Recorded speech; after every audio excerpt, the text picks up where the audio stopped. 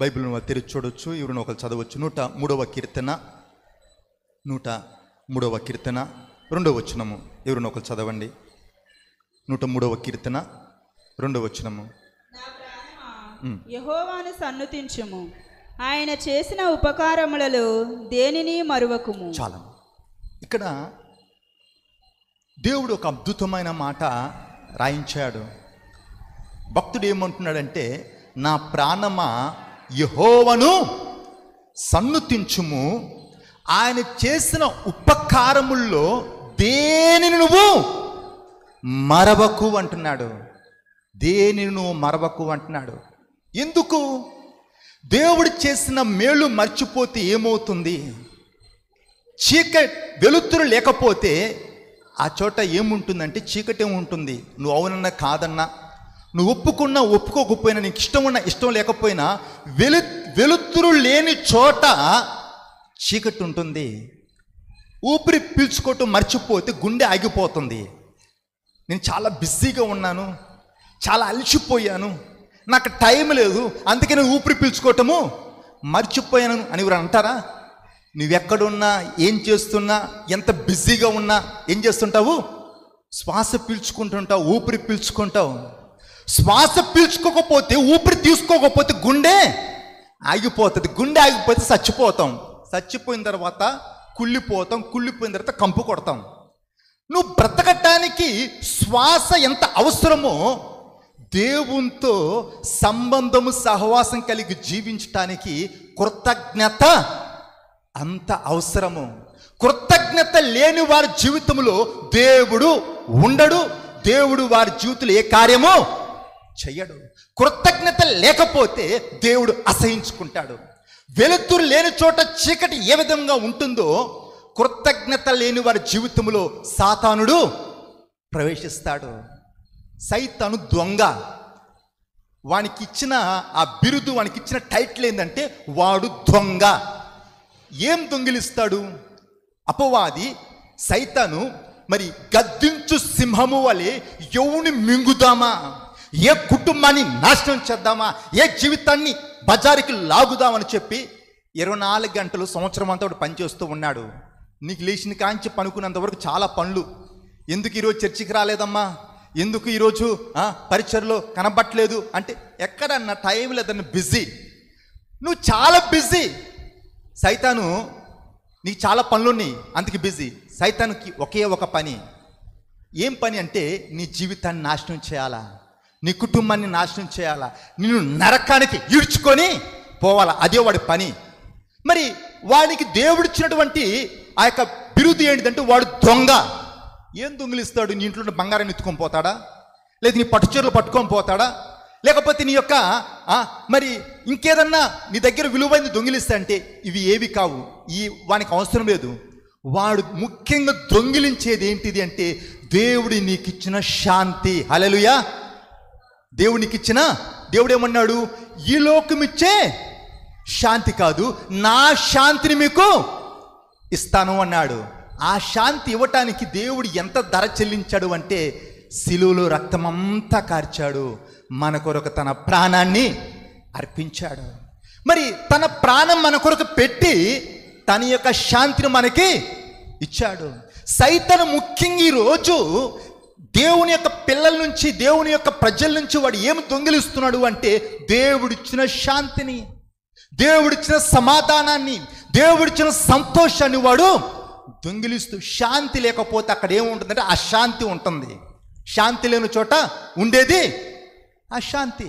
అశాంతి నీలోకి వచ్చిందంటే మరి ఈ యొక్క నిరుత్సాహము, ఈ యొక్క అశాంతి అనేది సైతాను యొక్క పెద్ద ఆయుధం అయి ఉంటుంది. వాడు నీ దేవుని జీవితంలో చేసిన మేలుని బట్టి నువ్వు దేవుని స్తుతించేటట్టుగా, దేవుణ్ణి ఆరాధించేటట్టుగా వాడు చేయడు. వాడు ఏం చేస్తాడంటే నీకంటే గొప్పవారి వైపు చూయించి ఏమంటాడు? చూచావు, నువ్వు ఇంత భక్తి చేస్తున్నావు, నీ ప్రార్థన దేవుడు వింటున్నాడా? ఎందుకు ప్రార్థన చేస్తున్నావు? నువ్వు ఎన్ని ఉపవాసాలు ఉండి, ఇంత కన్నీరు కార్చి, ఇంత కడుపు కాల్చుకొని, ఇంత దేవుని సన్నిధిలో గోజాడుతున్నావు, నీ ప్రార్థనకి ఏమైనా జవాబు వచ్చిందా? నీ పరిస్థితి ఏమైనా మారిందా? ఎందుకు ప్రార్థిస్తున్నావు? వాళ్ళు చూడు, వీళ్ళు చూడు, నీకంటే వాళ్ళు వెనక్కి వచ్చారు, నిన్న కాక మొన్న వచ్చారు, ఎగిరిపోతున్నారు పైకి, ఎక్కడికో వెళ్ళిపోయారు. నువ్వు ఇక్కడే ఉన్నావు. నీది ఒక బ్రతుకేనా? నీది ఒక జీవితమేనా? చూడు, నీకంటే మరి ఉన్నతమైన వారి వైపు నిన్ను చూపి, లేదా నీ యొక్క సమస్యల వైపు నీ యొక్క దృష్టిని మళ్లించి నీలో ఏం కలిగిస్తాడంటే నిరుత్సాహము కలిగిస్తాడు, అసంతృప్తి కలిగిస్తాడు, అశాంతిని కలిగిస్తాడు. నీళ్లు ఎక్కువ రోజులు నిలవ ఉంటే ఏమొస్తుందంటే అక్కడ పాకురు ఏర్పడుతుంది, బురద ఉన్న చోట పురుగులు వస్తాయి. నీలో శాంతి లేకపోతే అశాంతి, అసంతృప్తి సైతాని యొక్క పెద్ద ఆయుధమై ఉంటుంది. కాబట్టి నేను అంటాను, నీకంటే గొప్పవారి వైపు నువ్వు చూడబాకు. గొప్పవారి వైపు చూస్తే ఏమవుతుందంటే నీలో అసూయ కలుగుతుంది. అబ్బా, వాళ్ళకి ఎంత పెద్ద కారు ఉందో చూడు, వీళ్ళకి ఎంత పెద్ద ఇల్లు ఉందో చూడు, వాళ్ళు ఎలాంటి బట్టలు వేసుకుని తిరుగుతున్నారు చూడు. నీలో తెలియనటువంటి ఒక బాధ నీకంటే గొప్పవారి వైపు చూసినప్పుడు నీలో కలిగేది ఏంటంటే అసూయ మొదలవుతుంది. పోనీ నీకంటే తక్కువ స్థితిలో ఉన్న వారి వైపు నువ్వు చూసినప్పుడు ఏమవుద్దంటే నీలో గర్వము, అహంకారము కనబడుతుంది. వాళ్ళకంటే నేను గ్రేట్, వాళ్ళకంటే నేను మంచి స్థితిలో ఉన్నాను, నేను చాలా భక్తుణ్ణి అన్న ఆ ఆలోచన నీలో కలుగుతుంది. నేనంటాను, నీకంటే నువ్వు గొప్పవారి వైపు చూడబాకు, లేదా నీకంటే తక్కువ వారి వైపు నువ్వు చూడబాకు. నువ్వు చూడవలసింది ఎవరి వైపు అంటే యేసయ్య వైపు. అందుకే పౌలు అంటాడు, విశ్వాసమును కర్తయు దానిని కొనసాగించు యేసు వైపు చూస్తూ మీ ఎదుట ఉంచబడ్డ ఆ పరుగు పందెములు ఓపికతోటి పరిగెత్తండి అంటాడు. మరి పరిస్థితులు వైపు నువ్వు చూచినప్పుడు నీలో భయము, కలవరము మొదలవుతూ ఉంది. సైతాను నీ సమస్యలను ఎట్లా చూపిస్తాడు? భూతద్దం పెట్టి చూపిస్తాడు. మనం తాగే నీళ్ళలో భూతద్దం పెట్టి చూసామనుకో, పెద్ద పెద్ద పురుగులు కనపడతాయి, తాగబుద్ధి కాదు. నీ దృష్టితో నీ సమస్యను చూస్తే అది ఒక పెద్ద పర్వతంలా కనపడుతుంది. నీ దృష్టితో కాకుండా దేవుని యొక్క దృష్టితో నీ సమస్యను చూస్తే అది ఒక చిన్న నలకలా కనపడుతుంది. గొల్యాతు వచ్చి ప్రగల్భాలు పలుకుతూ ఉన్న, రెంకలేస్తూ ఉన్నాడు. ఆ గొల్యాతు యొక్క ఎత్తు, లావు, తన యొక్క అరుపులు చూచి ఇజ్రాయేల్ అందరూ ఉనికిపోతున్నారు. సౌలు సైన్యం పారిపోతుంది. సౌలు కూడా భయపడుతూ ఉన్నాడు. దేశం అంతా భయపడుతున్న ఆ గొల్యాతు మీదకి గొర్రెలు కాసుకునే దావీదు వచ్చి అంటాడు, వీడు తల తెగ నరికి ఇజ్రాయేలు దేవుడు ఉన్నాడని చెప్పి నేను రుజువుపరుస్తాను. వీడు నా ప్రజలను శపిస్తాడా, జీవంగల దేవుణ్ణి దూషిస్తాడా, ఈరోజు వీడి తల నేను తెగ నరుకుతాను అంటున్నాడు. ఏం ధైర్యము, ఏంటి బలము, ఏం చూసుకొని గొల్యాతు మీదకి పోతా అంటున్నాడు. దేశమంతా భయపడుతున్న ఆ వ్యక్తి మీదకి గొర్రెల కాపరి ఎట్లా గెలవగలడు? కారణం, సౌలు యొక్క సైన్యము ఎవరిని చూస్తున్నారంటే గొల్యాతు యొక్క ఎత్తులావు చూస్తూ ఉన్నారు. దావీదు ఎవరిని చూస్తూ ఉన్నా అంటే గొల్యాతుని చూడలేదు, గొల్యాతు వెనకాలన్న గొప్ప దేవుణ్ణి చూస్తూ ఉన్నాడు. నన్ను బలపరచు వానియందు నేను సమస్తము చేయగలను. నేను బలహీనునే, కానీ నాలో ఉన్నవాడు ఎవరు? బలవంతుడు. మీలో ఉన్నవాడు లోకములో ఉన్నవాని కంటే బలవంతుడే అంటున్నాడు, గొప్పవాడే అంటున్నాడు. కాబట్టి సైతాను ఏం చేస్తాడంటే నీ సమస్యల్ని నీకు చూపి నిన్ను కలవర పెడుతూ ఉంటాడు. మన మనస్సు ఒక పెద్ద యుద్ధరంగం లాంటిది. అపవాది ఎక్కడ దాడి చేస్తాడంటే నీ మనసు పైన దాడి చేస్తాడు. నీ పరిస్థితులు మారవు. నిన్ను ప్రేమించే వాళ్ళు ఎవరు లేరు, నిన్ను అర్థం చేసుకునే వాళ్ళు ఎవరు లేరు, నిన్ను పట్టించుకునే వాళ్ళు ఎవరు లేరు. ఇంకెవరికొరకు బతుకుతావు, దేనికొరకు బతుకుతావు? కాబట్టి ఏదో నువ్వో గోయో చూసుకొని చావు. ఏ కాడికి నిన్ను చంపటానికి చావు కొరకైన ఆలోచనలు నీలో కలిగిస్తూ ఉంటాడు. అందుకే అపవాదికి చోటు యువకుడి. ఈరోజు నీ పరిస్థితులు ఎంత భయంకరంగా ఉన్నా పరిస్థితుల వైపు చూడబాకు, దేవుని వైపు చూడు. దావీదు యొక్క విజయానికి రహస్యం ఏంటి? మరి బైబిల్లో దావీదు దేవుడు ఒక ప్రత్యేకమైన స్థానాన్ని ఇచ్చాడు. దావీదు ఎవరంటే దేవుని యొక్క హృదయానుసారి. దావీదు ఎవరంటే దేవుని హృదయానుసారి. అంతేకాదు, యేసయ్య ఏ వంశంలో పుట్టంటే దావీదు వంశంలో పుట్టాడు. యేసయ్య ఏమని పిలువబడ్డాడంటే దావీదు కుమారుడని పిలువబడ్డాడు. వెళ్ళిన ప్రతి చోట దావీదుకు దేవుడు ఏమిచ్చాడు? జయము. దావీదు యొక్క విజయానికి సీక్రెట్ ఏంటంటే దావీదు దేవుని ఎడల, మనుషుల ఎడల ఏం కలిగి ఉండు? కృతజ్ఞత కలిగి ఉన్నాడు. ఆ సౌలు అడుగుతున్నాడు, ఏంట్రా బాబు, వాడు యుద్ధశూరుడు, బాల్యము నుండి యుద్ధాభ్యాసాలు చేసిన బలవంతుడు, వాడి మీదకి నువ్వు ఎట్లా వెళ్తా అంటున్నావు ఏంటి అంటే, దావీదు అన్నాడు, లేదు రాజా, నేను గొర్రెలు కాసుకుంటూ ఉన్నప్పుడు అక్కడికి ఎలుగుబంటి సింహం వచ్చే గొర్రెపిల్లను పట్టుకొని పోతుంటే వెళ్ళి వాటిని కొట్టి వాడి నోట నుండి ఆ గొర్రెపిల్లని విడిపించాను. ఆనాడు ఆ సింహం యొక్క బలము నుండి, ఆ యొక్క ఎలుగుబంటి యొక్క చేతి నుండి తప్పించిన ఆ దేవుడు ఇప్పుడు ఈ ఫిలిష్తీయుని యొక్క చేతిలోంచి నన్ను విడిపిస్తాడు. మరి కొన్నిసార్లు మనము మరి ఎన్నో మేలు మనం పొందుకున్నప్పటికీ కొన్ని సమస్యలు మనం చూసినప్పుడు మనం కలవరపడుతుంటాం, భయపడుతుంటాం, కృంగిపోతుంటాం, దిక్కులేనట్టుగా మనము ప్రవర్తిస్తూ ఉంటాం. దావీదు ఏం చేశాడంటే, గతంలో దేవుడు తన జీవితంలో చేసిన ఆ మేలును గుర్తు చేసుకుని దేవుని స్తుతిస్తూ ఉండే. ఇంతకుముందు చెప్పాను, స్తుతించే వారి మీదకి ఏమొస్తుంది? ఆశీర్వాదం, అభిషేకము. మరి అందుకే నా ప్రాణమా యెహోవాను సన్నుతించుము, ఆయన చేసిన ఉపకారములో దేనిని మరవకు. నువ్వు ఎప్పుడైతే దేవుడు చేసిన ఆ మేలును బట్టి దేవుని స్తుతిస్తూ ఉంటావో, స్తుతి నేను ఉన్నతమైన శిఖరముల పైకి తీసుకెళ్తూ ఉంది. దావీదు దేవుని ఎడల, మనుషుల ఎడల కృతజ్ఞత కలిగి ఉన్నాడు. దావీదు రాజు అయిన తర్వాత దావీదు యొక్క భార్య మీకాలు, సౌలు ఏం చేశాడు? తన భార్యని ఏరోడికిచ్చి పెళ్లి చేశాడు. మరి దావీదు రాజు అయిన తర్వాత ఏం చేశాడు అంటే, తిరిగి మరలా తన యొక్క భార్యను తన దగ్గరికి పిలిపించుకున్నాడు. ఎందుకు? కారణం ఏంటి? మరి సౌలు దావీదును చంపటానికి యుక్తిగా చాలా మరి పన్నాగం పండినప్పుడు ఈ మీకాలు దావీదుని తప్పిస్తుంది. మరి ఆ కృతజ్ఞతతో ఈరోజు నేను బ్రతికున్నాను అంటే ఆ యొక్క మీకాలు యొక్క పుణ్యము అన్నట్లుగా తను రాజు అయిన తర్వాత తను వేరే వ్యక్తికి భారీగా ఉన్నప్పటికీ తనని పిలిపించాడు. ఈ మీకాలు ఎలాంటిదంటే మహా గర్విష్ఠిది. అందరి కళ్ళు మొఖాన ఉంటాయి కదా, అంకలు నెత్తున ఉంటాయి. ఎందుకు? దావీదు దేవుని యొక్క మందస్సు మీదుట చిన్న పిల్లవాని వలె నాట్యం ఆడుతూ ఉన్నాడు. మరి అది చూచి మీకాలు అసహించుకుంది, దావీదును అవమానపరిచింది. బైబిల్ అంతట్లో గొడ్రాలుగా మిగిలిపోయిన వ్యక్తి ఎవరు ఉన్నారంటే అది మీకాలే. ఎందుకు అంటే తనలో దేవుని ఎడల మరి భయం లేదు, మనుషులంటే లెక్క లేదు. అందుకే 3 బారిన జీవితాన్ని కలిగి ఉంది. ఈ దావీదు అంచెలంచెలుగా అంతకి పై స్థితికి ఎందుకు వెళ్ళాడు?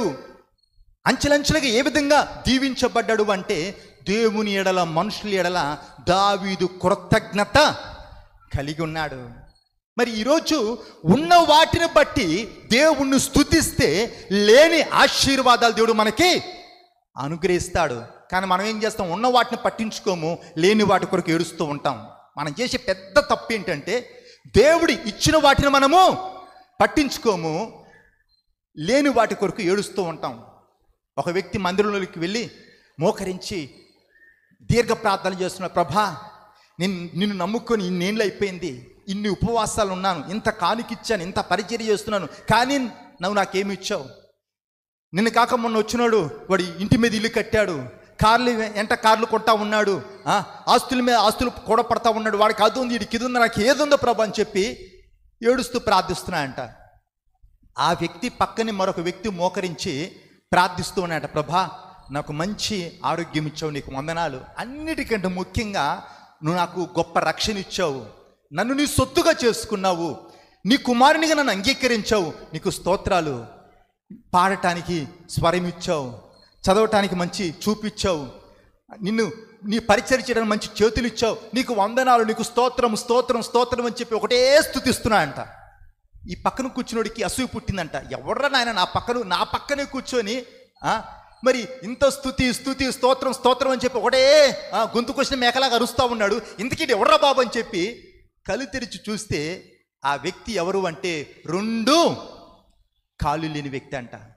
2 కాళ్ళు లేని వ్యక్తి ఏం చేస్తున్నాడు? మనసారా దేవుణ్ణి స్తుతిస్తూ ఉన్నాడు, దేవుణ్ణి ఆరాధిస్తూ ఉన్నాడు. అన్ని అవయములున్న ఈ వ్యక్తి ఏం చేస్తున్నాడు? నాకేముంది, నాకేమి ఇచ్చావు, నన్ను ఎందుకు బ్రతికించావు, నన్ను ఎందుకు పుట్టించావు అని చెప్పి దేవుని పని సనుగుతూ గొనుగుతూ ఉన్నాడు. సనిగే వారి మీదకి, గునిగే వారి మీదకి దేవుని యొక్క ఉగ్రత దిగి వస్తుంది. స్తుతించే వారి మీద, దేవుణ్ణి ఆరాధించే వారి మీదకి దేవుని యొక్క ఆశీర్వాదాలు కుమ్మరించబడతాయి. బావిలో ఆ పాత నీళ్లు తీసినప్పుడు ఏమొస్తుంది, అందులో కొత్త నీళ్లు వస్తాయి. చిమ్మే బావిలో నీళ్లు చాలా తేటగా ఉంటాయి. చిమ్మన బావిలో నీళ్లు పాకురు పడుతుంది, పురుగు పడుతుంది, కంపు కొడుతుంది. అదేవిధంగా మరి దేవుడు నీ జీవితంలో చేసిన ఆ మేలును బట్టి నువ్వు మనసారా దేవుని స్తుతించినప్పుడు, దావీదు ఎంత మంచి ప్రార్థన చేస్తారు, అయ్యా నేను ఏ పాటి వాడిని, నా ప్రజలు ఏ పాటి వారయ్యా, నేను కలిగి ఉన్నవన్నీ నీవిచ్చినవే కాదా. ఈరోజు నువ్వు ఏదైతే కలిగి ఉన్నావో, నాది, ఇది నాది, ఇది నేను కొన్నాను, అది నేను చేశాను, నాది అని నువ్వు ఏదైతే చెప్పుకుంటున్నావో అది దేవుడు నిన్ను ప్రేమించి నీకు ఇచ్చిన బహుమానమైనది. కుటుంబమే కావచ్చు, బిడ్డలే కావచ్చు, ఉద్యోగమే కావచ్చు, వ్యాపారమే కావచ్చు, ఐశ్వర్యమే కావచ్చు, మంచి పేరే కావచ్చు, అది ఏదైనా కావచ్చు. నువ్వు కలిగి ఉన్న ప్రతిదీ దేవుడు నిన్ను ప్రేమించి నీకు ఇచ్చిన బహుమానము. ఆ ఇచ్చిన వాటిని బట్టి మనసారా దేవుని స్తుతించినప్పుడు, ఈరోజు మనం అందరం ఈ చోట ఈ రీతిగా మరి కూడుకోవడానికి ముఖ్య కారణం ఏంటంటే కృతజ్ఞత. అందుకే భక్తుడు, నా ప్రాణమా యెహోవాను. ఎందుకు కొంతమంది మోడుబారిన జీవితాన్ని జీవిస్తూ ఉన్నారు? ఎందుకు ఏండ్లు గడిచిపోయినా ఎక్కడేసిన గొంగలు ఎక్కడన్నట్లుగా ఎదుగు పొదుగు లేకుండా, మార్పు లేకుండా నిర్జీవంగా బ్రతుకుతూ ఉన్నారు? ఒక స్థితికి వచ్చి ఆగిపోతున్నారు. కారణం ఏంది అంటే వారి బ్రతుకులో కృతజ్ఞత లేదు. కృతజ్ఞత లేకపోతే, చెప్పాను, ఊపిరి పీల్చుకోకపోతే ఏ విధంగా గుండె ఆగిపోతుందో, మరి కృతజ్ఞతను జీవితం కలిగి ఉండకపోతే దేవుని బ్రతుకులో ఉన్నాడు. నువ్వు కూర్చున్న, లేచిన, ఇంట్లో ఉన్న, బయట ఉన్న, ఎక్కడున్నా నీ హృదయము దేనితో నిండి ఉండాలంటే కృతజ్ఞతతో నువ్వు నిండి ఉండాలా. దేవుని ఎడలే కావచ్చు, మనుషుల ఎడలే కావచ్చు, పొందుకున్న మేలు ఎప్పుడూ మర్చిపోద్దు. నేను ఎప్పుడు ఒక ఊత పదం లాగా చెప్తూ ఉంటాను, ఎవరన్నా నీకు మేలు చేస్తే దాన్ని బ్రతుకంతా గుర్తుపెట్టుకో. ఎవరికన్నా నువ్వు మేలు చేస్తే దాన్ని వెంటనే మర్చిపో అంటాను. కానీ కొంతమంది ఉల్టా ఉంటుంది. ఉల్టా అంటే ఏంటిది? పొరపాటున ఇది ఎవడికి మేలు చేయడు అనుకోకుండా యాక్సిడెంట్ కూడా వాడి ద్వారా ఏరోడికి మేలిందనుకో, ఇది కాళ్ళ దగ్గర వేస్తాడు, ఈరోజు నువ్వు ఈ స్థితిలో ఉన్నావంటే ఎవరిని బట్టి, నన్ను బట్టి మర్చిపోబాకు. వీడు చేసింది గుర్తుండదు కానీ వాళ్ళు చేసింది వీళ్ళకి గుర్తు ఉండదు. మరి దేవుడు ఎడలే కావచ్చు, మనుషులు ఎడలే కావచ్చు, కృతజ్ఞత మనం మర్చిపోరు. కృతజ్ఞత మర్చిపోతే ఏమవుతుందో చూద్దాము. మరి మొదటి సమూయేలు గ్రంథము 25వ అధ్యాయము 38వ వచనం. మొదటి సమూయేలు గ్రంథము 25వ అధ్యాయము 38వ వచనము. 10 దినములైన తరువాత యెహోవా నాబాలును మొత్తగా అతడు చనిపోయాడు. చాలు. 10 దినములైన తర్వాత యెహోవా నాబాలును మొత్తెను, అతడు సచ్చెను. యెహోవా నాబాలును మొత్తెను, అతడు సచ్చెను. ఏం పాపం చేశాడు నాబాలు? ఎందుకు దేవుడు తను చంపాడు? దేవుడు ఎందుకు తను మొత్తాడు? ఎందుకు తను చచ్చాడు? నాబాలు చేసిన పాపం ఏంటి అని మనం కాస్త లోతుకి వెళితే అక్కడ మనం ధ్యానిస్తే, దావీదు అరణ్యములో మరి సౌలు చేత తరం పడుతున్నప్పుడు ఈ యొక్క నాబాలు మందలు అరణ్యములో ఉన్నాయి. మరి ఈ యొక్క దావీదును బట్టి ఈ నాబాలు ఎంతగానో దీవించబడ్డాడు, ఎంతగానో ఆశీర్వదించబడ్డాడు, ఎంతో మేలు పొందుకున్నాడు. ఎవరి ద్వారా అంటే దావీదు ద్వారా. ఆ నాబాలు అంతగా హెచ్చించబడటానికి, అంత సమృద్ధి చూడటానికి, అంత మరి పంట ఆయన కొయ్యటానికి కారణం ఎవరు అంటే దావీదు. మరి నాబాలు గొర్రె బొచ్చు కత్తిరిస్తూ ఉన్నాడు, అంటే పండగ చేసుకుంటూ ఉన్నాడు. పంట చేతుకొచ్చింది. ఆ సమయంలో దావీదు తన మనుషులు నాబాల్ దగ్గర పంపుతాడు. మనం ఆపదలో ఉన్నాం, సమస్యల్లో, కష్టాల్లో ఉన్నాం, సౌలు చేత తరం పడుతుంటాం, తినటానికి మన దగ్గర ఏమీ లేదు, కాబట్టి మీరు వెళ్ళి ఆ నాబాల్ దగ్గర సాయం అడగండి, తను తోచిన సాయం చేయమని చెప్పండి, తను ఏది తీసుకుంటాడు అన్నట్లుగా దావీదు తన ప్రజలను నాబాల్ దగ్గర పంపించాడు. మరి దావీదు పేరు చెప్పి నాబాలు ఎదుటి నిలబడ్డప్పుడు నాబాలు ఏమంటే, దావీదు ఎవడు? యెషయా కుమారుడు. ఈయన యొక్క గర్వం చూడండి. దావీదు ఎవరు తెలీదా? దావీదు పేరు దేశమంతా మారుమోగిపోతుంది. సౌలు 1000 కొలిదిగాను, దావీదు 10,000 కొలదని చెప్పి ప్రతిగానాలు చేశారంట. దావీదు పేరు దేశమంతా తెలుసు. మరి ఈ యొక్క నాబాలు దావీదు తెలిసినప్పటికీ దావీదు ఎవరో తెలియనట్లుగా మాట్లాడుతున్నాడు. దావీదు ఎవడు? యెషయా కుమారుడు ఎవడు? నా ఆహారాన్ని ముక్కుముఖం తెలియని వాళ్ళకి నేను ఎందుకు ఇవ్వాలా అని చెప్పి వారిని అవమానపరిచి వెనక్కి పంపించాడు. ఈ మాట దావీదికి తెలియగానే దావీదికి పిచ్చి కోపం వచ్చింది. దావీదు, నేను ఎవరో తెలియదా? ఇప్పుడు నేనేంటో చూపిస్తాను. తెల్లారేలోగా వాడింట్లో ఒక్క మగవాడు ఉంటే ఒట్టు అన్నట్లుగా మరి వాళ్ళందరినీ చంపటానికి దావీదు తన ప్రజల్ని తీసుకొని బయలుదేరాడు. మరి తన యొక్క మరి భార్య చాలా తెలివిగలది, మరి చాలా జ్ఞానవంతురాలు. ఆ పనివాడు వచ్చి చెప్తూ ఉన్నాడు, అమ్మా మరి దావీదు మనుషులు నీ భర్త దగ్గరకు వచ్చి సాయం అడిగితే నీ భర్త ఈ విధంగా మరి అవమానపరిచి నీకు పంపించాడు, మరి వాళ్ళు ఈ విధంగా మనం చంపడానికి వస్తున్నారంటే మరి ఈ యొక్క అబిగాయిలు చాలా చురుకైంది, చాలా జ్ఞానవంతురాలే కాబట్టి వారికి ఏమేమి కావాలో అవన్నీ సిద్ధపరచుకొని పోయి దావీదు ఎదుట ఆ యొక్క నిలబడింది. అయ్యా వాడు మొరటోడు, నా ముఖం చూసి వాడు వదిలే అన్నట్లుగా కాల ఏలపడి బతిమలాడింది. ఆ రోజు ఆ ముఖం చూసి దావీదు వారిని చంపకుండా నీకు తిరిగి వచ్చాడు. నేనంటాను, దావీదు వారిని చంపలేదు కానీ ఎవరు చంపారు? ఎందుకు? దావీదు ఎడల ఏం కలిగిలేడు? కృతజ్ఞత మర్చిపోయాడు. మరి 10 దినములైన తర్వాత యెహోవా తనని మొత్తగా అతడు సచ్చాను. ఎందుకు ఈరోజు పేరుకి మాత్రము ప్రకటన ఉండదు, పేరుకి మాత్రం నువ్వు జీవిస్తున్నావు కానీ నువ్వు మృతుడివే. పేరుకి మాత్రం మేము దేవుని పిల్లలమి, మేము క్రైస్తవులమి, మేము విశ్వాసులమి, మాది పలానా చర్చి అని పేరు చూస్తే గొప్ప అంట, ఇల్లు చూస్తే దిబ్బంట. పేరు గొప్ప, ఊరు దిబ్బ అంట. అదేవిధంగా మరి వాళ్ళు పేరుకు మాత్రం క్రైస్తవులను చెప్పుకుంటున్నారు కానీ వాళ్ళు బ్రతుకులో ఏమి లేడు, క్రీస్తు లేడు. నిర్జీవముగా చచ్చిన వారిగా బ్రతుకుతూ ఉన్నారు. కారణం ఏంటి అంటే కృతజ్ఞత ఉండదు. గట్టెక్కిన తర్వాత గట్టెక్కిన తీరులు చేస్తూ ఉంటారు. కొంచెం దేవుడు దీవించగానే, కొంచెము దేవుడు వారిని హెచ్చించగానే, కొంచెం దేవుడు వారిని చేతపట్టి వాడుకోగానే ఇంకో వాళ్ళ కాలు భూమి మీద నిలబడదు, వాళ్ళ కాలు భూమి మీద ఉండదు, ఇంకా గాల్లో తిరుగుతుంటారు. ఆకాశం నుంచి దిగొచ్చిన దోతల్లాగా ఇంక వాళ్ళ రెక్కలు మొలిచిపోతాయి. ఇంక వాళ్ళకి ఎవరు కనబడరు. ఇంక వాళ్ళ దృష్టిలో వాళ్ళే భక్తులు. అంతా మాకు తెలుసు, నేర్చుకునేది ఏమి లేదు, అంతా నేర్పేదే. నేను అంటాను, మనం బ్రతికున్నంత కాలం మన యొక్క జీవితం ఎట్లా ఉండాలంటే ఒక విద్యార్థిలాగా ఉండాలంట. విద్యార్థి మనసు ఎట్లా ఉంటుంది?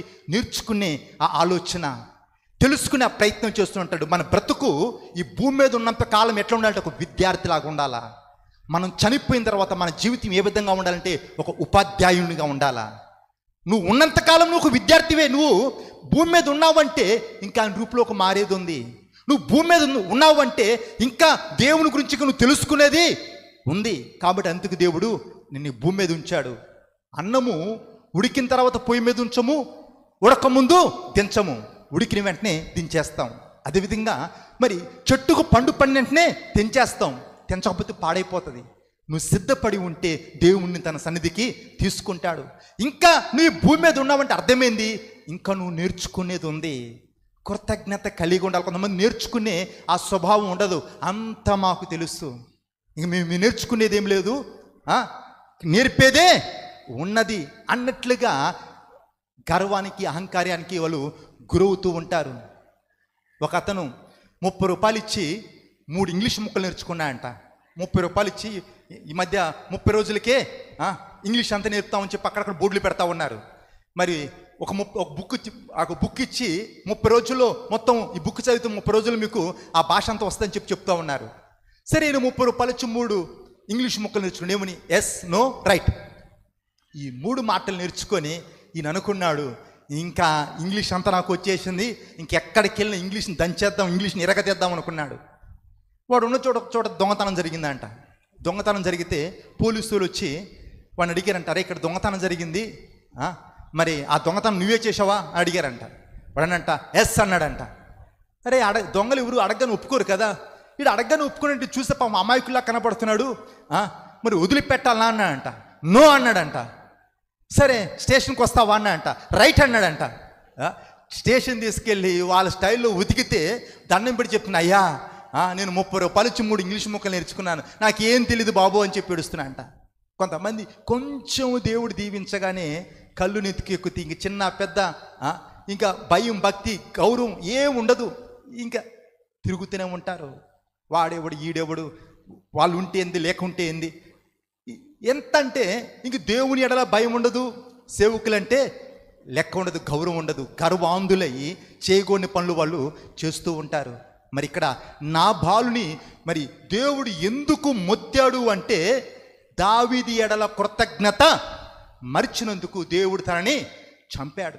ఈరోజు నీ గుండె మీద చేసుకుని ధైర్యంగా చెప్పగలవా, దేవుని ఎడల, నా సంఘం ఎడల, నా కుటుంబం ఎడల నేను కృతజ్ఞత కలిగి ఉన్నాను. పిల్లలు అంటారు కాస్త పెద్దగిన తర్వాత, ఏం సంపాదించావు నువ్వు, ఏమిచ్చావు, వాళ్ళు చూడు ఇల్లు మీద ఇల్లు కట్టారు, పొలాలు కొట్ట, నువ్వు ఉన్నావు దేనికి?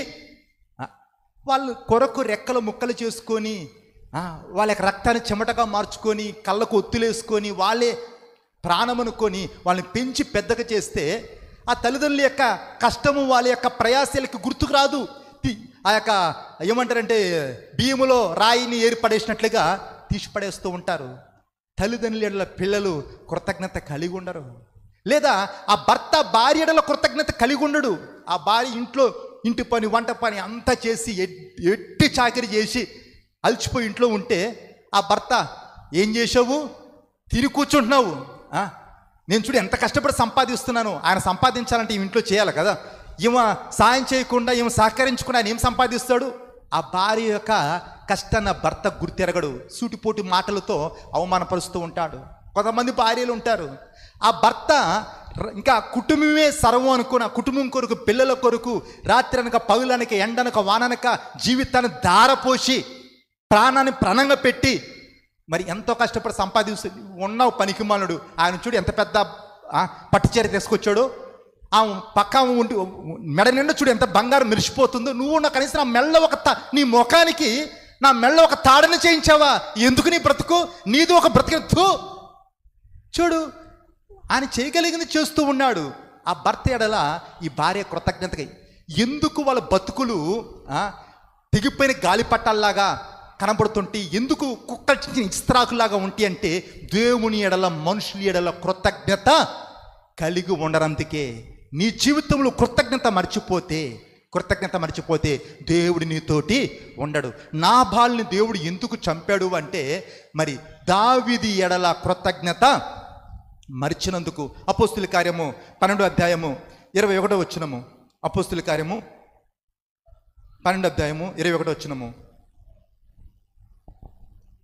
నియమింపబడిన దినమందు హేరోదు రాజవస్త్రములు ధరించుకొని న్యాయపీఠం మీద కూర్చుండి వారి ఎదుట ఉపన్యాసము చేయగా జనులు ఇది దైవస్వరమే గాని మానవ స్వరము కాదని కేకలు వేసిరి. అతడు దేవుని మహిమపరచనందున వెంటనే ప్రభు దూత అతనిని మొత్తెను, కనుక పురుగులు పడి ప్రాణము విడిచెను. వెంటనే ప్రభు దూత అతన్ని మొత్తెను, పురుగులు పడి. మామూలుగా పురుగులు ఎప్పుడు పడితే మా సచ్చిన తర్వాత బతికిన తర్వాత చెప్పాలా? సాధారణంగా మనిషికి పురుగులు ఎప్పుడు పడితే చచ్చిపోయినప్పుడు బతికున్నప్పుడా? చచ్చిపోయిన తర్వాత శరీరం కుళ్ళిపోతుంది, కుళ్ళిపోయినప్పుడు పురుగులు బయటకు వస్తాయి. చచ్చిపోయిన తర్వాత ఈ రాజుకి, హేరోదు రాజుకి ఎప్పుడు పురుగులు పడ్డాయి అంట? బతికున్నప్పుడే. బతికున్నప్పుడు అంటారు కదా కొన్నిసార్లు, అరే పురుగులు పడి పోతావురా రే, పోతావు, పురుగులు పడి పోతావు అంటారు చూడు. అట్లా మరి బతికున్నప్పుడే ఈ హేరోదు రాజు పురుగులు పడి చచ్చాడు. ఎందుకు? నియమింపబడిన దినమందు తను రాజవస్త్రములు ధరించుకొని న్యాయపీఠం మీద కూర్చొని ఉపన్యాసం చేయడం మొదలుపెట్టాడు. తన యొక్క ప్రసంగం విని, తన యొక్క మాటలు విని అక్కడ వచ్చిన జనమంతా చప్పట్లు కొడుతున్న, అబ్బబ్బబ్బబ్బబ్బా, ఇది దైవ స్వరమే కానీ మానవ స్వరం కాదు, సాక్షాత్తు దేవుడు దిగి వచ్చాడు, దేవుడే మాట్లాడుతున్నట్టుంది మాకు అని పొగుడుతూ ఉంటే అక్కడ ఈయన ఏం చేయాలా? నాయనా నేను దేవుని కాదురా బాబు, నేను మనిషిని, నన్ను దేవుని చేయబాకండి అని చెప్పి వాళ్ళ నోళ్ళు ముయించాలా, దేవునికి మహిమ ఇవ్వాలా. కానీ ఈయన ఏం చేసాడు? రాయబడింది, అతడు దేవుణ్ణి మహిమ పరచనందున. ఎందుకు ఈరోజు దేవుడు నిన్ను దీవించాడు?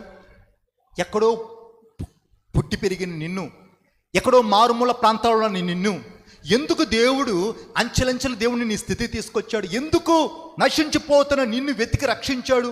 తన కుమార్తెగా ఎందుకు నిన్ను స్వీకరించాడు? ఎందుకు ఈరోజు నిన్ను దీవించాడు అంటే నీ జీవితం ద్వారా దేవునికి మహిమ కలగటానికి. ఈరోజు దేవుడు నీకు ఇచ్చిన జ్ఞానాన్ని బట్టి, నీకు ఇచ్చిన ఉద్యోగాన్ని బట్టి, నీకు ఇచ్చిన ఐశ్వర్యాన్ని బట్టి, నీకు ఇచ్చిన వస్తు వాహనాన్ని బట్టి నువ్వు దేవుణ్ణి మహిమపరుస్తున్నావా? వాటిని బట్టి కాలరేకరేస్తున్నావా? ఇదంతా నా జ్ఞానం, ఇదంతా నేను సంపాదించాను, ఇదంతా నేను మూట కట్టాను. బైబిల్లో ఒక రాజు నెబుకద్నెజరు, దేవుడే లోక రాజ్యములు తన చేతికి అప్పగించాడు. దేవుడే లోక రాజ్యాలు తన చేతికి అప్పగించాడు. మరి పశువులు పక్షులు కూడా దేవుడు తనకు అప్పగించాడంట. ఈ నెబుకద్నెజరు ఏమనుకున్నాడు? మనసులో ఏం చేశాడు? గర్వించాడు. ఇదంతా నా జ్ఞానము, ఇదంతా నా బలము, నేను సమకూర్చాలనుకున్నాడు. మనస్సులో ఎప్పుడైతే గర్వించాడో దేవుడు తనని దెబ్బ కొట్టాడు. అహంకారులను ఎదిరించి దీనులకు దేవుడు తన కృప చూపుతా అంట. ఆయన గర్విస్తే దేవుడు గడ్డి మేపాడు. ఈరోజు నీకున్న అందాన్ని బట్టి, నీకున్న టాలెంట్ని బట్టి, నీకున్న మరి ఆ యొక్క హోదాను బట్టి నువ్వు అతిశయించబాకు. దేవుని యొక్క మహిమను నువ్వు దొంగిలించబాకు. బైబిల్లో నా మహిమను నేను ఎవ్వరికి ఇవ్వను అన్నాడు. దేవుని కంటే దేన్ని ఎక్కువ ప్రేమించేది కాదు. దేవుని యొక్క స్థానాన్ని మరొకరికి నువ్వు ఇచ్చేది కాదు. కొంతమంది ఇచ్చిన దేవుణ్ణి పక్కన పెట్టి ఇచ్చిన వాటిని పూజిస్తూ ఉంటారు. సృష్టికర్తని పక్కన పెట్టి సృష్టిని ఆరాధిస్తూ ఉంటారు. నువ్వు ఎప్పుడైతే దేవుని యొక్క మహిమను నువ్వు దొంగిలిస్తావో నువ్వు శాపగ్రస్తుడు అవుతావు. ఈ వ్యక్తి, ఈ యొక్క హెరోదు ఏం చేశాడు అంటే, అతడు దేవుని మహిమపరచనందున దేవుని యొక్క దూత తన్ని మొత్తెను, పురుగులు పడి సచ్చాను. ఎందుకు నిన్ను రక్షించాడు? ఎందుకు దేవుడు నిన్ను దీవించాడు అంటే నీ జీవితం ద్వారా దేవునికి మహిమ కలగటానికి. ఆలోచించు, ఈరోజు నీ బ్రతుకును బట్టి దేవునికి మహిమ ఉందా? నిన్ను బట్టి సమాజానికి మేలుంది. రెండు ప్రశ్నలు. ఎవరో మనల్ని గొప్పవాళ్ళనంత మాత్రం మనం గొప్పలం అయిపోము, ఎవరో మన పనికిమాలను అంత మాత్రం మనం పనికిమాలను అయిపోము. మనమేంటో మన అంతరాత్మ బాగా తెలుసు, నువ్వేంటో నీ మనసాక్షికి తెలుసు. ఈరోజు ఆలోచించు, ఆ భక్తుడు నా ప్రాణమా అన్నట్టుగా నీ ప్రాణంతో నువ్వు మాట్లాడు. ఏమని? నా ప్రాణమా, నా జీవితాన్ని బట్టి దేవునికి మహిమ. మీరు కూర్చున్నా, లేచినా, మీరు భోజనం చేసినా, పానం చేసినా, మీరు ఏమి చేసినను అది మనుషుల కొరకని కాక ఎవరి కొరకనిక? దేవుని కొరకని మనస్ఫూర్తిగా చేయాలా. నీకున్న వాటిని బట్టి నువ్వు అతిశయించబాకు, నీకున్న వాటిని బట్టి నువ్వు గర్వించబాకు, నీకు ఉన్న వాటిని బట్టి నువ్వు మిట్టిపడబాకు. ఆ ఇచ్చింది ఎవరు అంటే దేవుడు. ప్రభా, దావీదులాగా, అయ్యా నేను కలిగి ఉన్నవన్నీ కూడా నీవిచ్చినవే కదా ప్రభా, మరి నేనే పాటివాడి, నా ప్రజలు ఏ పాటివాడు. దేవుని సన్నిధిలో తను తగ్గించుకున్నాడు. నువ్వు దేవుని సన్నిధిలో ఎంత ఒదిగి ఉంటావో, దేవుని సన్నిధిలో ఎంత తగ్గించుకుంటావో దేవుని అంత పైకి హెచ్చిస్తూ ఉంటాడు. కొంతమంది సేవకులు నేను చూచాను, ఒక స్థితికి వచ్చిన తర్వాత ఇంక వాళ్ళ సేవలో అద్భుతాలు ఆగిపోతాయి, ఆత్మల రక్షణ ఆగిపోతుంది, వాళ్ళ జీవితంలో ఏ కార్యం ఉండదు. ఎందుకు? కారణం ఏంటంటే ఇంక అంతకంటే ఎక్కువ దీవిస్తే వాళ్ళు చెడిపోతారు, వాళ్ళు పడిపోతారు. వాళ్ళు పడిపోవడం దేవునికి ఇష్టం ఉండదు కాబట్టి దేవుడు వాళ్ళని అట్నే నిలబెడతాడు. ఎందుకు? దేవుడు ఏది ఇచ్చినా శాశ్వతంగా ఇచ్చేస్తాడు, ఇచ్చిందా నేను తిరిగి తీసుకోడు. కాబట్టి వాళ్ళు పడిపోవడం దేవునికి ఇష్టం ఉండదు కాబట్టి ఒక స్థితికి వచ్చిన తర్వాత ఆ విధంగానే ఆగిపోతారు. కారణం ఏంటంటే వారి దేవుణ్ణి మహిమపరచరు.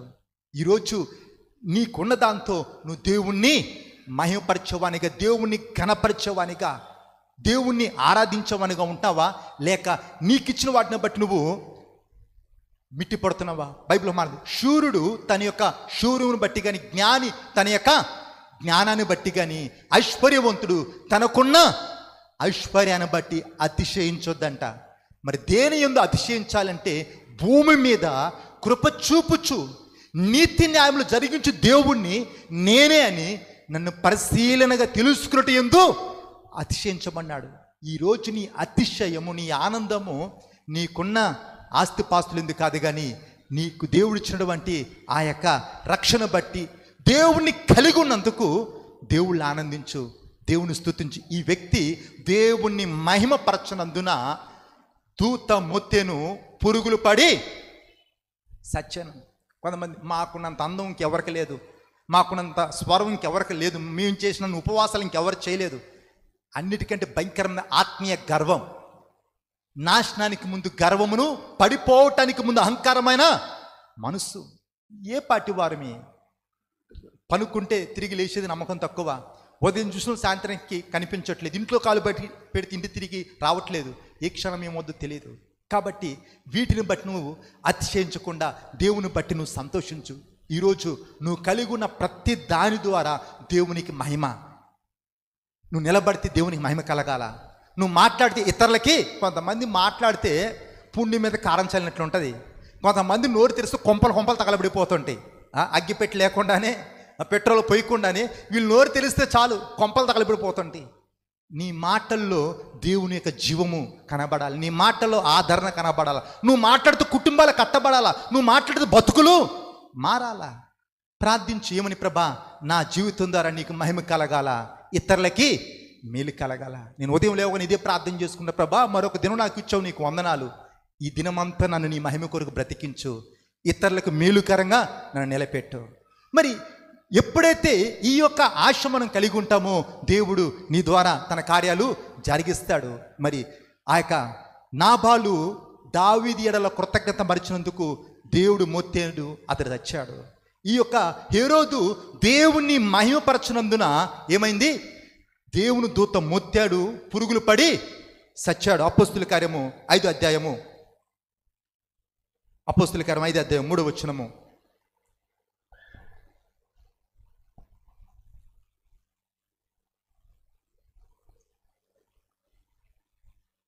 ఇంచుమించు 3 గంటల సేపటికి చదవనమ్మా. అప్పుడు పేతురు, అననీయ, నీ భూమి వెలలో కొంత దాచుకొని పరిశుద్ధాత్మను మోసపుచ్చుటకు సాతాను ఎందుకు నీ హృదయమును ప్రేరేపించెను? అది నీ యొద్దనున్నప్పుడు నీదే గదా, అమ్మిన పిమ్మట అది నీ వశమై ఉండలేదా? ఎందుకు ఈ సంగతి నీ హృదయములో ఉద్దేశించుకొన్నావు? నీవు మనుషులతో కాదు దేవునితోనే అబద్ధమాడితివని వానితో చెప్పెను. అననీయ ఈ మాటలు వినుచునే పడి ప్రాణము విడువగా వినిన వారికి అందరికి మిగుల భయము కలిగెను.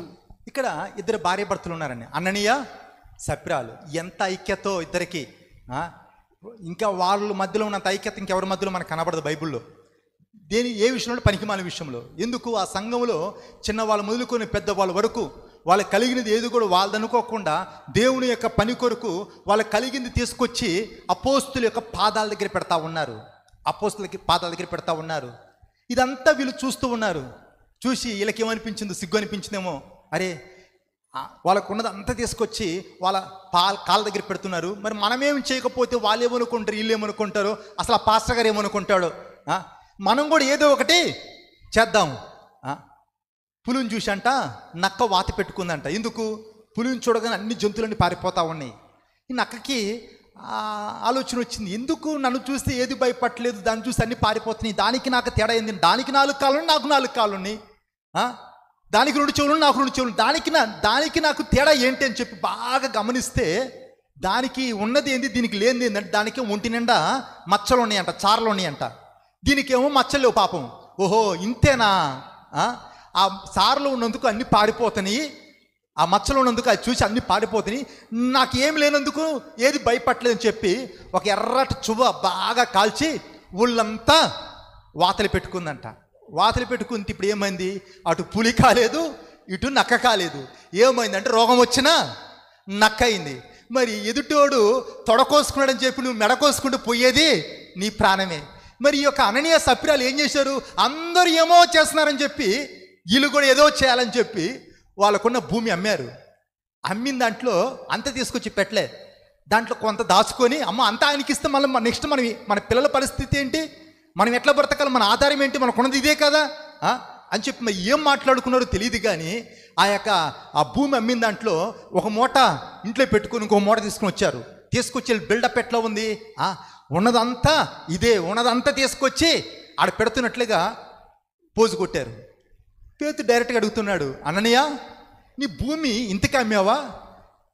నీ భూమి అమ్మితే వచ్చిన డబ్బు ఇదేనా అంటే తౌడుకోకుండా కొంతమంది సత్యం అంట చెప్పులు వేసుకునేలోగా అబద్ధం దేశం తిరిగి వస్తుందంట. కొంతమంది మరి అబద్ధాలు ఎంత ధైర్యంగా చెప్తారు అంటే తడబడరు, డౌట్ రాదు, పక్కా అది నిజం అన్నట్టుగా చెప్తారు. అబద్ధాన్ని నిజంగా నమ్మిస్తారు. కనీసం అనుమానం రాకుండా అయ్యా ఇంతకే అమ్మామయ్యా, వచ్చింది ఇదేనయ్యా అని చెప్తే పేతురు అన్నాడు, నువ్వు అబద్ధం ఆడుతున్న మనుషులతో కాదు, నువ్వు అబద్ధం ఆడుతున్న ఎవరితోటి? దేవునితోటి.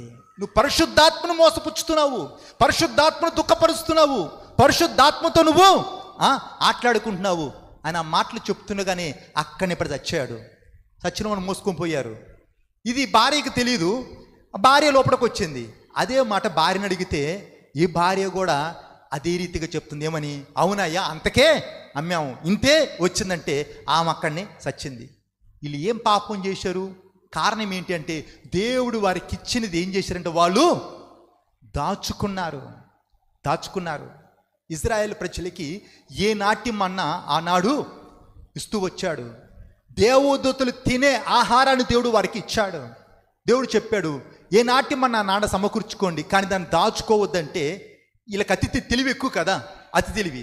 కొంతమంది ఏం చేశారంటే రేపు పడతదో లేదో, ఒకవేళ పడకపోతే పరిస్థితి ఏంది అని చెప్పి ఆ పడ్డ మన్నాని ఏం చేశారంట, కొంత దాచుకున్నారంట. దేవుడు ఏమన్నాడు, ఏ నాటి మన్నా నాడు సమకూర్చుకోండి, ఆ మన్నాని దాచుకోవద్దు అన్నాడు. వీళ్ళు ఏం చేశారు అంటే రేపు పడతదో పడదో అని చెప్పి ఆ మన్నాను దాచిపెట్టారు. తెల్లారినప్పుడు ఆ మూత తెరిచి చూస్తే ఆ మన్నా అంతా వజ్రాలుగా దగదగా మెరుస్తూ ఉండేను అన్నది బైబిల్లో. ఏమైందంట? దాచిన మన్న ఏమైంది? పురుగు పట్టింది, ఇంకా కంపు, పాలెమంతా కంపు. ఏంట్రా ఈ కంపు? ఎక్కడి నుంచి ఈ వాసన అంటే అదిగో వాళ్ళ ఇంట్లో నుంచి. ఎందుకు? ఇంట్లో వాళ్ళు మన్నాని దాచారు. దేవుడు నిన్ను ఎందుకు దీవించాడు? ఎందుకు దేవుడు నిన్ను ఆశీర్వదించాడు?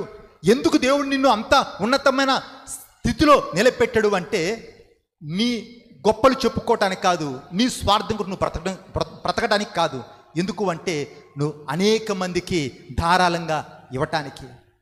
బైబిల్ బిగపట్టి లేమికొచ్చువారు కలరు, వెదచల్లి అభివృద్ధి పొందువారు కలరు.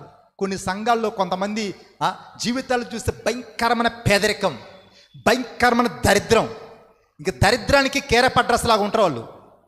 ఆ చర్చీలైనా ఆ యొక్క విశ్వాసులైనా చూస్తే దరిద్రానికి అంబాసిడర్. ఎక్కడ లేని దరిద్రం అంతా వాళ్ళ ఇళ్లలో వాళ్ళ సంఘాలలో కనపడుతుంది. ఎందుకు? కారణం ఏంటి అంటే ఈ సృష్టిలో ప్రతిదానికి దేవుడు ఒక నియమముని పెట్టాడు. సృష్టికి విరుద్ధంగా దేవుడు ఏ కార్యము చేయడు. సృష్టిలో ప్రతిదానికి ఒక నియమమును ఏర్పరిచాడు. మరి సృష్టికి విరుద్ధంగా దేవుడు ఏ కార్యము చేయడు. నువ్వు ఆశీర్వదించబడాలి అంటే దేవుడు చెప్పిన మాట ఏంటంటే నువ్వు దేవునికి ఇవ్వాలి. నాకు మీరు ఇచ్చి నన్ను శోధించండి, ఆకాశవాకుల్ని విప్పి పట్టజాలని దీవెనలు నేను కుమ్మరిస్తాను. నాకు ఇచ్చి. ఎప్పుడు దేవుని శోధించమంటున్నాడు అంటే దేవునికి ఇచ్చి. విస్తారముగా విత్తువాడు విస్తారమైన పంట కోస్తాడు, కొంచెం విత్తువాడు కొంచెం పంట కోస్తాడు. ఇప్పుడు పంట కొయ్యాలి అంటే ముందు ఏం చేయాలా చెప్పండి? విత్తనము విత్తాలా. విత్తనం విత్తకుండా పంట కొడవలు పట్టుకొని నేను పోయి పొలానికి వస్తా. నువ్వు అసలు నీకు 10 ఎకరాల పొలం ఉంది, 10 ఎకరాల పొలం ఉంది.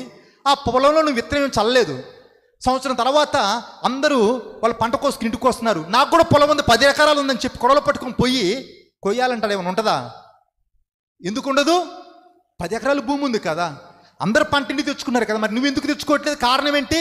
నువ్వు అసలు విత్తనమే విత్తలేదు. విత్తనం విత్తకుండా పంట కొయ్యలేము. కొంతమంది ఖర్చు పెట్టరు, కష్టపడరు, అంత తేరగా రావాలంటారు. ఒకరోజు ఒక చర్చికి, ఆ చర్చి యానివర్సరీకి నన్ను పిలిచారు వాక్యం చెప్పడానికి. ఆ యానివర్సరీకి వెళ్ళాను. వెళ్ళగానే ఆ పాస్టర్ గారు తన రూమ్లోకి తీసుకెళ్ళాడు, కూర్చోపెట్టి టీ ఇచ్చాడు. టీ ఇస్తూ చెప్తున్నాడు, పాస్టర్ గారు ఈరోజు నువ్వు బల్లగుద్ది చెప్పాలా. ఏం చెప్పాలయ్యా? మా చర్చిలో వాళ్ళంత దరిద్ర గొడ్డు వాళ్ళు ఇంకొకరు ఉండరండి, అసలు ఎవరు దేవునికి ఎవరు. మన పండగ అయింది, పండగకి పిల్లలందరూ వచ్చారు. మరి వాళ్ళకి 1 కిలో చికెన్ తెద్దామని చెప్పి ఆ బాక్స్ తీస్తే, కానుక పెట్టి తీస్తే కనీసం 200 రాలేదు, 200 రూపాయలు రాలేదు. వీళ్ళు అసలు సంఘస్థులేనా? వీళ్ళు అసలు మనుషులేనా? కాబట్టి ఈరోజు వాళ్ళకి నువ్వు ఏం వాక్యం చెప్పాలంటే ఇచ్చే దాని గురించి చెప్పాలా. నాకేం చెప్పాలని అర్థం కాలేదు. అంటే నేను ఏం చెప్పాలనో ఈయన నాకు బోధిస్తూ ఉన్నాడు కూర్చోపెట్టి. నేను ఏమనలే, మౌనంగా ఉన్నాను, టీ తాగాను, వెళ్ళిన తర్వాత చెప్పినేమని, అడిగేవాడు సేవకుడు కాదు, ఇవ్వనవాడు క్రైస్తవుడు. అడిగేవాడు సేవకుడైతే మనుషులు అడుగుతాడా? మరి ఇక్కడ దైవజనుడు ఎంతమందిని అడిగాడు, ఎన్ని బుక్కులు పెట్టి రాశాడు, ఈయన ఎంతమంది దగ్గర వసూలు చేసుకున్నాడు? ఏమీ లేదు. మన యొక్క దైవజనుడు, నేను ఎవరి దగ్గర దోచుకోలేదు, నేను ఎవరిని దోచుకోలేదు ఏమీ దాచుకోలేదు అన్నాడు. అవును, ఆఖరి వరకు కోతిలా కరిగిపోయాడు, దేవుని కొరకు ప్రాణార్పణముగా పోయపడ్డాడు. అదే మాదిరి ఇక్కడ ఈ దైవజనుడు చూపుతూ ఉన్నాడు. మరి అక్కడ చెప్పిన మాట ఏంటంటే, అడిగేవాడు సేవకుడు. నువ్వు సేవకుడు అయితే దేవుణ్ణి అడుగు. నన్ను అడుగుము, జనములు నీకు స్వాస్యముగా, భూమిని దిగంతరము వరకు సొత్తుగా, నా నామని మీరు నన్ను ఏమడిగినది నేను మీకు ఇస్తాను. నువ్వు సేవకుడు అయితే దేవుణ్ణి అడగాల, దేవుని వైపు చూడాలా. నువ్వు విశ్వాసమైతే నువ్వేం చేయాలా? దేవునికి ఇవ్వాలా. నువ్వు దేవునికి ఇవ్వకుండా అమ్మో ఇస్తే అయిపోతుందేమో, పిడికిడి విత్తనాలు ఉన్నాయి. ఆ పిడికిడి విత్తనాలు మూట కట్టి బీరోలో పెట్టి 1 సంవత్సరం తర్వాత తెరిచి చూస్తే ఎన్ని విత్తనాలు ఉంటాయి అమ్మా? బస్తా విత్తనాలు ఉంటాయి. అవును, ఒకసారి చేయి చూపించండి. పిడికిడి విత్తనాలు బీరోలో పెట్టి సంవత్సరం తర్వాత తిరిగి చూస్తే పిడికిడి విత్తనాలు బస్తా విత్తనాలు అవుతాయి. ఒకసారి చేయి చూపించండి, అవుతాయా? సరే, ఆ పిడికిడి విత్తనాలు తీసుకెళ్ళి భూమిలో చల్లాం. సంవత్సరం తర్వాత పిడికిడి విత్తితే 4-5 గింజలు వస్తాయి అన్న ఒకసారి చేయి చూపించండి, వస్తాయి. అట్లా పిడికిడి విత్తితే ఎన్ని వస్తాయి? విత్తనము మొలవాలి అంటే అది భూమిలో నాటాల. ఎందుకు దరిద్రం? దేవుడు ఏమన్నాడు? మీరు పైవారిగా ఉంటారని కింది వారిగా ఉండరు, ఇచ్చేవారిగా ఉంటారని తీసుకునేవారిగా ఉండరు. సింహపు పిల్లలు ఆకలితో అలమటిస్తే కానీ నన్ను నమ్మిన వారికి ఏ మేలు కొదువై ఉండదు. యథార్థవంతుల కంట దేవుడు ఏ మేలు చేయక, నువ్వు యథార్థముగా దేవుణ్ణి, మనుషుల్ని ప్రేమిస్తే, దేవుని దృష్టిలో నువ్వు యథార్థవంతునిగా కనబడితే, నీకున్నది నువ్వు మంచి మనసుతో దేవుని సన్నిధిలో విత్తితే దేవుడు నిన్ను చిన్నగా ఉంచాడు. దేవునికి ఇచ్చి చెడిపోయిన వాళ్ళు చరిత్రలో లేరు. దేవుని యొక్క సొమ్ము దొంగిలించి బాగుపడ్డ వాళ్ళు కూడా భూమి మీద ఎవరు లేరు. ఎందుకు ఈ అననీయ సప్ర్యాలు చచ్చిపోయారు అంటే దేవుని యొక్క సొమ్ము వాళ్ళు దొంగిలించారు కాబట్టి వాళ్ళు చనిపోయారు. ఈరోజు నీ కలిగినది దాంతో నువ్వు దేవుని మహిమపరుస్తున్నావా? నీ కలిగిన దాన్ని బట్టి నువ్వు దేవుణ్ణి దీవించాడు, దేవుణ్ణి ఆశీర్వదించాడు. దేవుడు ఇచ్చిన దాంతో తిరిగి నువ్వు దేవుణ్ణి కనపరుస్తున్నావా? లేక అది నీ యొక్క స్వార్థం కొరకు? స్వార్థం ఉంటే స్వనీతి వస్తుంది. ఈ స్వార్థపరులతో, స్వనీతి పరులతో దేవుడు ఉండడు. మనుషులు కూడా అసహించుకుంటారు. కొంతమంది ఆలోచన ఇప్పుడు ఎట్లా ఉండదంటే, మీ ఇంటికి వస్తే ఏమి ఇస్తావు, మా ఇంటికి వస్తే ఏమి. వాళ్ళు అస్సలు ఎంగిలి చేయి కాకి దులపరు. ఏ కాడికి దాచుకునే ప్రయత్నంలో ఉంటారు. కానీ దేవుని కొరకు ఖర్చు పెడదాము, పని అవుతున్నప్పుడు వచ్చి ఆ పనిలో పాల్గొందాము, ఆ పనిలో ముందు నిలబడదాము అన్న ఆలోచన ఉండదు. ఆశీర్వాదాలన్నీ తిరగరావాలా? లేదు. నువ్వు దేవుని కొరకు ఏదైతే విత్తుతావో తిరిగి ఆ పంట నువ్వు కోస్తావు. అంటే ఇప్పుడు పైకి రాయి విసిరితే రాయి వస్తుంది, పువ్వు విసిరితే పువ్వు వస్తుంది. ఈ లోకము విత్తే స్థలము, పరలోకము కోసే స్థలం. ఇక్కడ నువ్వు దరిద్రునిగా ఉన్నా పర్వాలేదు, కానీ పరలోకంలో ధనవంతునిగా ఉండాలి అంటే నువ్వు దేవుని కొరకు నువ్వు ధారాళంగా విత్తటం నేర్చుకోవాలా. నా నిమిత్తము అన్నదమ్ములైనా, ఆస్తులైనా, భూములైనా, ఇల్లైనా దేన్నైతే వదులుకుంటారో వారికి ఎన్నంతలు ప్రతిఫలం అన్నాడు? 100 అంతలు. ఇహమందును దేవుని కొరకు నువ్వు ఏదైతే వదులుకుంటావో దానికి ఎన్ని రెట్లు ప్రతిఫలం అంటే 100 అంతలంట. ఎక్కడ? ఇహమందు, పరమందు. మరి ఎందుకు ఆ పేదరికము, ఎందుకు ఆ దరిద్రము? దరిద్రానికి మూల కారణం ఏంటి అంటే నువ్వు దేవునికి ఇవ్వనందుకు. నాకు ఇచ్చి మీరు నన్ను శోధించండి. మరి పిడికెడు విత్తనాలు కన్యలతో పోయి విత్తువాడంట సంతోషగానాలతో పనులు మోసుకుని వస్తారంట. నువ్వు సంతోషగానాలతో పనులు మోయాలి అంటే దేవునికి నువ్వు ఇవ్వాలా? యేసయ్యకి ఇచ్చేది చాలా చిన్నది. చిన్న పిల్లవాడు 5 రొట్టెలు 2 చేపలు ఉన్నాయి. 5 రొట్టెలు 2 చేపలు యేసయ్య చేతిలో పెట్టాడు. యేసయ్య తిరిగి ఎన్ని గంపలు ఇచ్చాడు? 12 గంపలు. ఈడిచ్చింది చిన్నదే కానీ యేసయ్య తిరిగి ఇచ్చింది పట్టజాలంది. మిర్యాలగూడలో మందిరం కట్టబడింది. ఆ స్థలం కొన్నా, ఆ మందిరం కట్టినా నా జేబులు రూపాయి లేకుండా, ఏ పర్మిషన్ పేపర్ లేకుండా, ఆధారం లేకుండా దేవుణ్ణి ఆధారం చేసుకుని పని మొదలు పెడితే ఎంత అద్భుతముగా దేవుడు కార్యాలు జరిగించంటే అక్కడున్న సంఘస్థులు, రాళ్ళు కుట్టుకునే వాళ్ళు, మట్టి పని చేసుకునే వాళ్ళు, నిరుపేదలు, వాళ్ళు నడిపే బండ్లు అమ్మేశారు. వాళ్ళ మెల్ల ఉన్న మంగళసూత్రాలు తీసుకొచ్చి దేవుని కొరకని ఇచ్చారు. మరి వాళ్ళ పిల్లల కొరకు దాచుకున్న డబ్బు తీసుకొచ్చి పెట్టారు. మరి చూస్తుండగానే అంత పెద్ద పని దేవుడు పూర్తి చేశాడు. మరి వాళ్ళు ఇచ్చిన వాళ్ళు దిక్కులేని వారిగా దరిద్రులుగా ఎవరు లేరు. మీరు కావాలంటే వచ్చి ఒక్కొక్కరిని అడగండి, వాళ్ళు చెప్తున్న సాక్ష్యాలు ఏంటంటే అన్న, ఒక ఆమె చెప్తున్నా, అన్న పని జరుగుతున్నప్పుడు నేను 2 తులాల బంగారం దేవునికి ఇచ్చానన్న, మా బాబుకి జాబ్ వచ్చింది, దేవుడు తిరిగి నాకు 10 తులాల బంగారము ఇప్పించాడు. ఇచ్చింది 2 తులాలేనన్నా, కానీ దేవుడు నాకు తిరిగి 10 తులాలు అనుగ్రహించాడు. గోడకి బాలు కొట్టినట్టు, బంతి కొట్టినట్టుగానే వాళ్ళు ఇచ్చింది దేవుడు తిరిగి వాళ్ళకి 100 అంతలా ప్రతిఫలం అనుగ్రహించాడు. కాబట్టి మరి ఈరోజు ఈ కృతజ్ఞత కొడికలో మొదటిగా దేవుని ఎడల, మనుషుల ఎడల మనం కృతజ్ఞత కలిగి ఉన్నామా? రెండోది మనకిచ్చిన దాంతో మనం దేవుణ్ణి మహింపరుస్తున్నామా? మూడోది దేవునికి మనం తిరిగి ఇస్తున్నామా? లేనట్లయితే నాబాలు దావీదు ఎడల కృతజ్ఞత మరిచాడు, యెహోవా మొత్తెను అతడు సచ్చెను. మరి ఈ యొక్క హేరోదు దేవుని మహింపరచనందున దూత మొత్తెను పురుగులు పడి సచ్చెను. ఈ యొక్క హననీయ సప్రాలు దేవుని సొమ్ము దొంగిలించినందున అక్కనే పడి సచ్చారు. కాబట్టి ఎందుకు దేవుడు మనల్ని ఎన్నుకున్నాడు అంటే శాపగ్రస్తులుగా ఉండటానికి కాదు, ఆయనని మహిమపరచడానికి. దేవుడు మన సాయం చేయని కాక ప్రార్థన చేసుకుందాం. తల ఉంచి కళ్ళు మూసుకొని ఇది కొరకు దేవుని కొందనాలు చెల్లిస్తూ, వినువారు మట్టికై ఉండక ఆ విన్న వాక్యమునకు తగినట్లుగా మనము నడుచుకునే వారిముగా ఉండాలని లేఖనం సెలవిస్తుంది. మరి ఈ చెవుని విని ఆ చెవును మనము విడిచిపెట్టేది కాదు.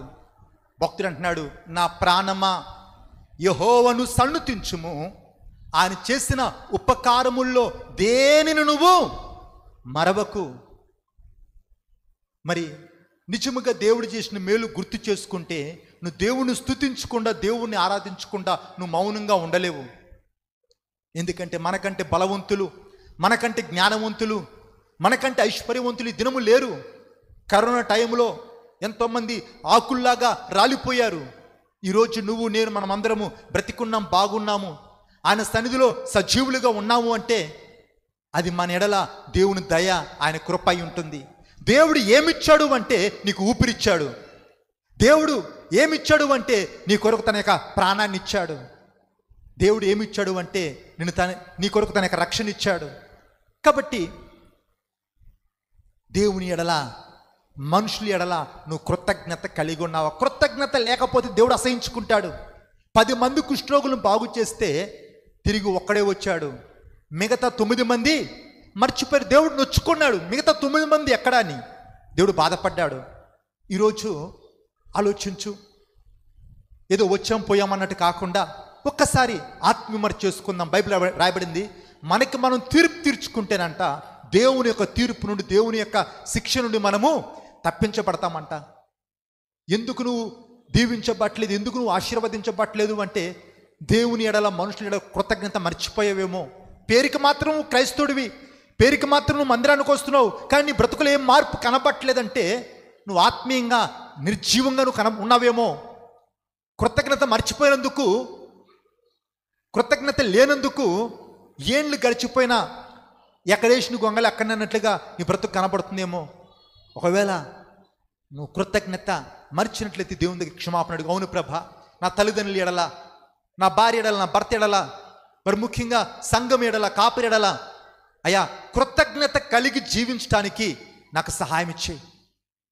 కృతజ్ఞత లేని వారిగా నేను బ్రతికేది కాదు. కృతజ్ఞత జీవితాన్ని నాకు దయచేయి నాయన. రెండోది, దేవుడు నీకు ఇచ్చిన దాంతో నువ్వు దేవుని మహిమపరిచేవానిగా ఉండాలా. ఎందుకు దేవుడు మనల్ని ఎన్నుకున్నాడు అంటే ఆయన మహిమ కొరకు. నీ బ్రతుకు ద్వారా దేవునికి మహిమ కలుగుతుందా? నీ యొక్క జీవితాన్ని బట్టి, నీ యొక్క సాక్ష్యాన్ని బట్టి, నిన్ను బట్టి దేవుడు ఆనందిస్తున్నాడా? సౌలుని రాజుగా చేసినందుకంట దేవుడు పశ్చాత్తాపడ్డాడంట, హృదయంలో నొచ్చుకున్నాడంట. గాడిదలు కాసుకునేవాడిని రాజుగా నేను నియమిస్తే, అయ్యో ఈ సౌలు నా పైన తిరగబడ్డాడు, నా మాటకి విధేయత చెప్పలేదు, ఎందుకన్నా సౌలు రాజుగా నియమించా అని చెప్పి దేవుడు హృదయంలో నొచ్చుకున్నాడంట. మరి ఈరోజు నిన్ను బట్టి దేవుడు ఆనందిస్తున్నాడా, లేక నిన్ను బట్టి దేవుడు బాధపడుతున్నాడా? ఒకసారి ఆలోచించు. నీ జీవితం ద్వారా దేవునికి మహిమ కలుగుతుందా, లేక దేవుని నామానికి అవమానం కలుగుతుందా? వీళ్ళు క్రైస్తవులంట, పలానా చర్చికి వెళ్తారంట, కానీ బతుకు చూస్తే మాత్రము ఏం మేలు లేదు, చెప్పేది ఒకటి చేసేది ఒకటి అన్నట్లుగా ఉంది నీ జీవితము. ఆ రీతిగా ఉంటే ఈరోజు దేవుని అడుగు, ప్రభా నా బ్రతుకు ద్వారా నీకు మహిమ కలగాలయ్యా. నేను ఏ పని చేసినా, నేను ఎక్కడ నిలబడ్డా, ఎక్కడికి వెళ్ళినా అయ్యా నా జీవితం ద్వారా నీకు మహిమ కలగాల. నా బ్రతుకు ద్వారా ఇతరులకు మేలు కలగాల. నీ కుటుంబానికి, నీ ఇరుగు పొరుగు వారికి, నీవు ఎక్కడున్నా నీళ్లు ఉన్న చోట పచ్చగా ఉన్నట్లుగా, నీళ్లు ఉన్న చోట ఊట ఉన్నట్లుగా నీ బ్రతుకు ద్వారా ఇతరులకు మేలు కలగాల. ప్రభ నన్ను మేలుకరంగా ఉంచు, ఆశీర్వాదకరంగా ఉంచు.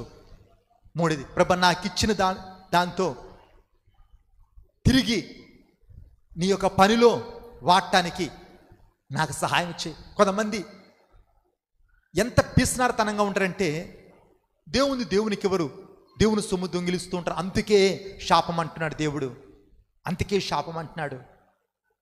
మరి నమ్మకమైన వానికి మెండైన దీవెనలు. నువ్వు దేవుని విషయంలో నమ్మకస్తునిగా ఉంటే, దేవుని విషయంలో నమ్మకస్తునిగా ఉంటే దేవుడు నిన్ను చిన్నగా ఉంచాడు. కొంతమంది దశమ భాగాలు ఏ విధంగా తీస్తారంటే, వాళ్ళకు వచ్చే జీతంలో ఇంకా అన్ని అది ఇది అన్ని కట్ అయిపోయిన తర్వాత ఇంటి రెంటు, స్కూల్ ఫీజు, ఇంకా ఈఎంఐలు, అవి చిట్టీలు అన్నీ తీసిన తర్వాత ఆ ఉన్న ఆ 100 రూపాయల్లో నుంచి 10 రూపాయల దశమ భాగం. అది కాదు దశమ భాగం అంటే, ప్రథమ ఫలము. దేవుడు నీకు ఇచ్చిన దాంట్లో విలువైనది, శ్రేష్టమైనది, నన్ను గణపరచు వారిని నేను గణపరుస్తాను. నువ్వు నీకు ఇచ్చిన దాంతో నువ్వు దేవుని గణపరిస్తే దేవుడిని చిన్నగా ఉంచాడు. దేవుడు తిరిగి నువ్వు విత్తిన పంటకి తగిన ఫలాన్ని దేవుడు నీకు ఇస్తాడు. ప్రభా ఆ రీతిగా ఉండటానికి సహాయం ఇచ్చి. మరి ఆ సంఘము, మరి ఆ రోజు అడిగేవాడు సేవకుడు కాదు, యువనవాడు క్రైస్తవుడు కాదంటే ఆ సంఘము నేర్చుకుంది. కొద్ది కాలానికి ఎంత దేవుడు దీవించాడు అంటే ఆ సేవకుడు చెప్తున్నాడు, అయ్యా మా సంఘస్థులు దేవుడు దీవించాడు, చాలా బండ్లు కొనుక్కుంటున్నారు, పొలాలు కొంటున్నారు, ఇల్లు కట్టుకుంటున్నారు, ప్రార్థన పిలిచి నాకు చాలా కానుక పెడుతున్నారని చెప్పి పాస్టర్ సంతోషపడుతూ ఉన్నాడు. ఆ సంఘస్థులకు అర్థమైంది ఎందుకు ఇంతకాలం ఈ పేదరికం అంటే దేవునికి ఇవ్వనందుకని. ఆ సేవకునికి అర్థమైంది ఎందుకు ఈ దరిద్రం అంటే దేవుని పైన ఆధారపడకుండా సంఘం పైన ఆధారపడుతున్నందుకని. ఆ సేవకునికి అర్థమైంది. ఆ సంఘము, ఆ సేవకుడు ఆశీర్వదించబడ్డారు. కాబట్టి ఈరోజు మనము మేలుకరంగా ఆశీర్వాదకరంగా ఉండాలంటే దేవునికి మనము ఇవ్వవలసి ఉన్నది. దేవుడు మనకు సాయం చేయనుగాక.